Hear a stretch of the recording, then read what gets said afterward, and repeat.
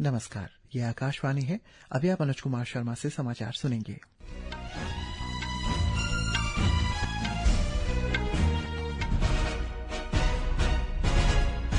पहले मुख्य समाचार। प्रधानमंत्री नरेंद्र मोदी प्रौद्योगिकी, नवीकरणीय ऊर्जा, रक्षा और व्यापार में सहयोग को मजबूत करने के उद्देश्य से आयोजित तीसरे भारत नॉर्डिक शिखर सम्मेलन में हिस्सा लेंगे। प्रधानमंत्री मोदी और स्वीडन के प्रधानमंत्री उल्फ क्रिस्टरसन ने समाचार पत्र में एक संयुक्त लेख में वैश्विक अनिश्चितता के इस दौर में साझेदारी पर जोर दिया। अरुणाचल प्रदेश के राज्यपाल lieutenant general K T Patnaik retired ने नई दिल्ली के chief of defence staff Anil Chauhan से मुलाकात की। शिक्षा राज्य मंत्री पीडी सोना ने आज ईटानगर में अरुणाचल प्रदेश राज्य उच्च शिक्षा परिषद की 9वीं परिषद बैठक की अध्यक्षता की। अरुणाचल प्रदेश के मुख्य निर्वाचन अधिकारी द्वारा सभी जिला निर्वाचन अधिकारियों और निर्वाचन पंजीकरण अधिकारियों के साथ विशेष गहन पुनरीक्षण ASIR पर एक वर्चुअल प्रशिक्षण सत्र आयोजित। अरुणाचल प्रदेश के रूबी लोम्बो ने इतिहास रचते हुए राज्य की पहली mountain terrain bike MTB coach बनने का गौरव प्राप्त किया। पेट्रोल और डीजल की कीमतों में आज लगभग 90 पैसे प्रति लीटर की बढ़ोतरी की गई, जो एक सप्ताह में भी कम समय में दूसरी बढ़ोतरी है। अफगानिस्तान के खिलाफ एकमात्र टेस्ट और 3 वनडे मैचों के लिए भारत की टीमों की घोषणा कर दी गई है। और IPL क्रिकेट में आज शाम राजस्थान रॉयल्स का मुकाबला लखनऊ सुपर जायंट्स से।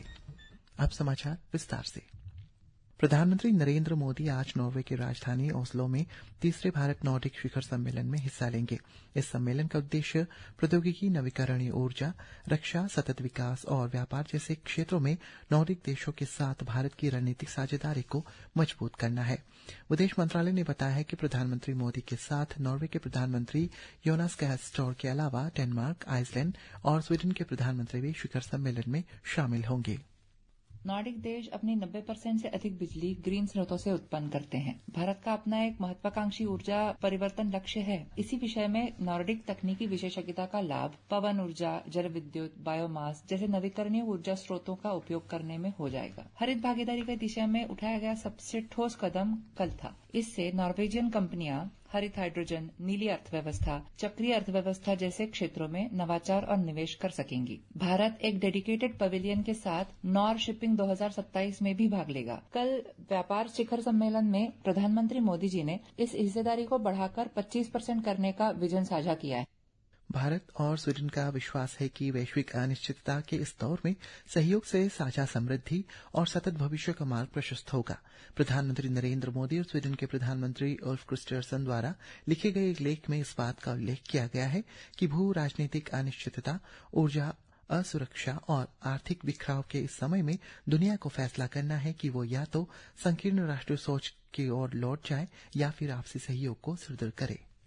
इस लेख में दोनों प्रधानमंत्रियों ने इस बात का जिक्र किया है कि इस समय जब संयुक्त राष्ट्र अपनी 80वीं वर्षगांठ मना रहा है, अंतर्राष्ट्रीय सहयोग और बहुपक्षवाद का महत्व और भी अधिक स्पष्ट हो गया है। दोनों नेताओं ने कहा कि अंतर्राष्ट्रीय कानून और संप्रभु समानता पर आधारित नियमों से संचालित अंतर्राष्ट्रीय व्यवस्था ने दशकों तक स्थिरता और विकास सुनिश्चित करने में अहम भूमिका निभाई है। लेख में ये भी बताया गया है कि एक प्रमुख विकास इंजन और ग्लोबल साउथ की जिम्मेदार आवाज के तौर पर निकट भविष्य के लिए भारत के 2 महत्वपूर्ण लक्ष्य हैं। पहला 2047 तक विकसित देश का दर्जा हासिल करना और दूसरा 2070 तक नेट जीरो उत्सर्जन के लक्ष्य को प्राप्त करना। अंकित की रिपोर्ट के साथ समाचार कक्ष से। प्रधानमंत्री नरेंद्र मोदी आज शाम इटली के रोम पहुंचेंगे। श्री मोदी का 2 दिन का ये दौरा व्यापार, निवेश और तकनीकी नवाचार के क्षेत्रों में द्विपक्षीय सहयोग को मजबूत करेगा। प्रधानमंत्री मोदी इटली की प्रधानमंत्री जॉर्जिया मेलोनी और व्यक्तिगत निमंत्रण पर वहां जा रहे हैं। केवल भारतीय प्रवासी ही नहीं बल्कि स्थानीय इटालियन लोग भी भारत में व्यावसायिक अवसरों की तलाश करने के लिए उत्सुक हैं।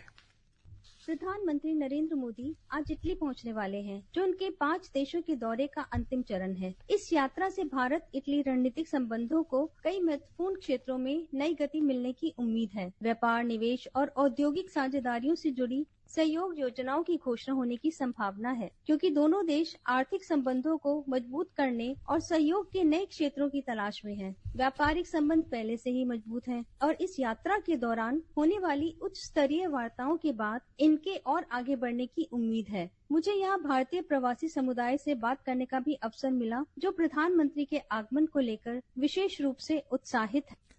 अरुणाचल प्रदेश के lieutenant general retired K T Patnaik ने नई दिल्ली में chief of defence staff Anil Chauhan से मुलाकात की। उन्होंने राष्ट्रीय सुरक्षा से जुड़े मुद्दों पर चर्चा की, विशेष रूप से राज्य पर ध्यान केंद्रित किया, जिसमें सीमा सुरक्षा, वाइब्रेंट विलेज प्रोग्राम और अग्रिम क्षेत्रों में गुडविल प्रोजेक्ट्स का क्रियान्वयन शामिल है। राज्यपाल ने अरुणाचल प्रदेश के दूरस्थ सीमावर्ती क्षेत्रों में अपने हालिया दौरे के अनुभव साझा कर अंतर्राष्ट्रीय सीमा पर सुरक्षा स्थिति और तैयारी का आकलन किया। उन्होंने पूर्वी सीमा के कुछ हिस्सों पर उत्पन्न चुनौतियों पर चिंता जताया और सीमा प्रबंधन एवं अवसंरचना को मजबूत करने पर भी जोर दिया। राज्यपाल ने सेना की भूमिका की सराहना करते हुए कहा कि उन्होंने राज्य सरकार के साथ मजबूत समन्वय स्थापित किए हैं। अरुणाचल प्रदेश के शिक्षा मंत्री पीडी सोना ने आज ईटानगर में अरुणाचल प्रदेश उच्च शिक्षा परिषद की 9वीं परिषद बैठक की अध्यक्षता की। बैठक में राज्य भर में उच्च शिक्षा सुधारों और चल रहे आधारभूत संरचना विकास कार्यों की समीक्षा की गई। सोशल मीडिया पोस्ट के माध्यम से बैठक की जानकारी साझा करते हुए उन्होंने कहा है कि बैठक में राष्ट्रीय उच्चतर शिक्षा अभियान RUSA 1.0, RUSA 2.0 तथा प्रधानमंत्री उच्चतर शिक्षा अभियान के तहत हुई प्रगति का आकलन किया गया, जिसमें अधिकांश परियोजनाएं पूरी हो चुकी है या तो पूर्णता के करीब है। उन्होंने कहा कि बैठक में संस्थागत विकास योजनाओं को अद्यतन करने, सभी संस्थानों के लिए भूमि स्वामित्व प्रमाण पत्र सुनिश्चित करने तथा राष्ट्रीय शिक्षा नीति 2020 के अनुरूप स्थानांतरण रोडमैप तैयार करने जैसी प्रमुख प्राथमिकताओं को दोहराया गया है। अरुणाचल प्रदेश के मुख्य निर्वाचन अधिकारी ने सभी जिला निर्वाचन अधिकारियों और निर्वाचक पंजीकरण अधिकारियों के साथ विशेष गहन पुनरीक्षण SIR पर एक वर्चुअल प्रशिक्षण सत्र आयोजित किया। मुख्य निर्वाचन अधिकारी पवन कुमार सैनी ने बताया है कि SIR का मुख्य उद्देश्य मतदाता सूचियों को शुद्ध, सटीक और समावेशी बनाना है, ताकि कोई भी पात्र नागरिक छूटा न रह जाए और कोई अपात्र व्यक्ति सूची में शामिल न हो पाए। उन्होंने जिला निर्वाचन अधिकारियों से राजनीतिक दलों के प्रतिनिधियों के साथ समन्वय बैठकें आयोजित कर उन्हें SIR की जानकारी देने का आग्रह किया। साथ ही उन्होंने जिला निर्वाचन अधिकारियों के अपने अपने जिला दलों के साथ SIR पर समन्वय बैठकें और प्रशिक्षण कार्यक्रम आयोजित करने के निर्देश भी जारी किए।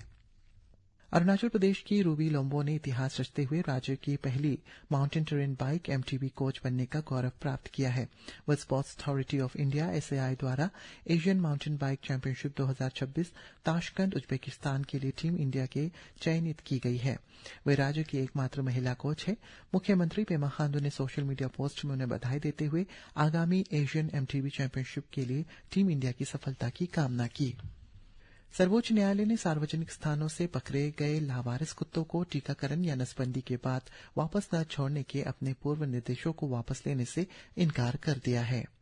पेट्रोल और डीजल की कीमतों में आज लगभग 90 पैसे प्रति लीटर की बढ़ोतरी की गई है, जो एक सप्ताह में भी कम समय में दूसरी बढ़ोतरी है।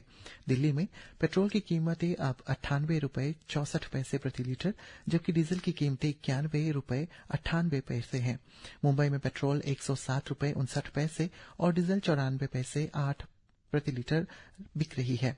कोलकाता में पेट्रोल की कीमतें 109 रुपये 70 पैसे और डीजल की 96 रुपये 700 पैसे दर्ज की गई है, जबकि चेन्नई में पेट्रोल की कीमत 104 रुपये 49 पैसे और डीजल की 96 रुपये 11 पैसे प्रति लीटर है। ये बढ़ोतरी ईरान संघर्ष और हॉर्मुज जलमग्न के रुकावटों के बीच वैश्विक कच्चे तेल की कीमतों में आए भारी तेजी के बाद की गई है।